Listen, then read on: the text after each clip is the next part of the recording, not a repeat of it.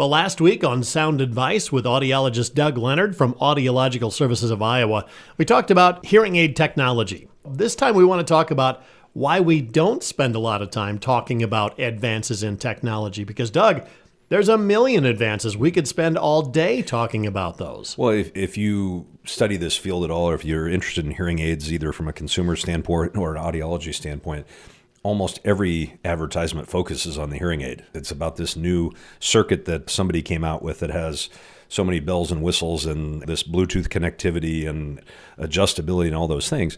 But I think it's much more basic than that when it comes to encouraging people and convincing people to come in for hearing evaluations. Mm-hmm. There's hundreds, if not thousands, of people in the area, whether it's in Carroll here or whether it's in Atlantic or Audubon, that should probably be coming in for hearing evaluations. They might have untreated hearing loss that could be helped. And something keeps them from doing that. And I just don't think focusing on the product that most of them don't want anyway, I don't think that's what does it. I think we need to focus on quality of life issues, figuring out why people are really struggling, and address those things in our advertisement. Fair to say that the over-the-counter hearing aids, that's what they get wrong. They want to push the device first, when in fact, the most important part is the patient. Absolutely, John. In the hierarchy of importance, the patient is number one, because again, we need to understand what they struggle with the most, and everybody's different. I might have a patient who is introverted. They don't do a lot outside their house, but they want to hear their spouse better at home. They want to hear their TV better. They go to church and they want to hear the minister better at church.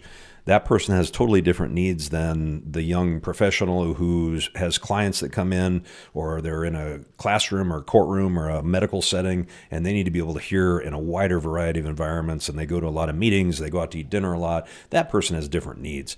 And so you want to tailor what you recommend to people to their hearing loss, obviously, and of course to their budget, because that's a consideration, but what do they really need the hearing aids for? And I'll throw in something else too, their motivation to use that technology. Yeah, the motivation. If a patient comes in only because they're getting nagged at by their spouse or by their kids or by their coworkers or friends, they're not going to be motivated to do well. They have to go through that rehabilitation process. It takes hard work. It takes motivation, and the frustration of the problem is what should motivate the patient. So first it's the patient, then it's the professional that they talk to. Well, I think it is, because the person that's actually doing the consultation and the diagnostics and then the fitting of the devices is critically important. That's why I think a lot of this over-the-counter thing that you referenced earlier has kind of tanked, is people realize that the patient working in conjunction with the provider is critically important.